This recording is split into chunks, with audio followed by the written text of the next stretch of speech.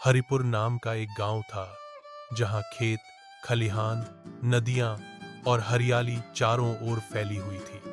वहां एक मेहनती किसान रहता था, रामू। रामू बचपन से ही खेतों से जुड़ा हुआ था। उसके पास एक वफादार बैल जिसका नाम नंदू था। नंदू कोई साधारण बैल नहीं था, वह रामू का सबसे करीबी दोस्त था। रामू और नंदू के बीच दोस्ती।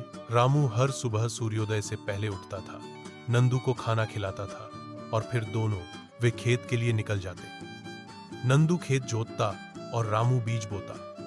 रामू अक्सर कहता था, नंदू, तुम मेरे हाथ और पैर हो, मैं तुम्हारे बिना कुछ भी नहीं हूं। जैसे कि नंदू समझता था, डी रामू, वह कभी थकेगा नहीं। खेत में परिवार का सहयोग। रामू की पत्नी सीता भी खेत में उसका सहयोग करती थी। वह सब्जियां तोड़ती, खेत सींचती और बच्चों को खेती करना भी सिखाती थी।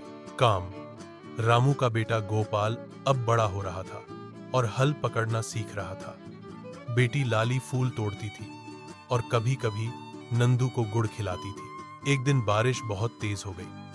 खेत था, बाढ़ आ गई और फसल डूबने लगी। रामू डर गया, लेकिन नंदू की कड़ी मेहनत और परिवार की एकता ने कमाल कर दिया।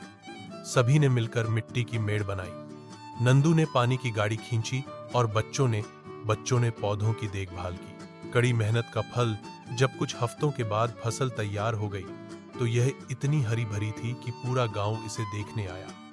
सबने कहा, रामू की कड़ी मेहनत, नंदू की ताकत और परिवार की एकता ने कमाल कर दिया। अंत में रामू ने नंदू के गले में फूलों की माला डाली, बच्चों ने ताली बजाई और सीता ने उसे गुड़ और रोटी खिलाकर सभी का धन्यवाद किया।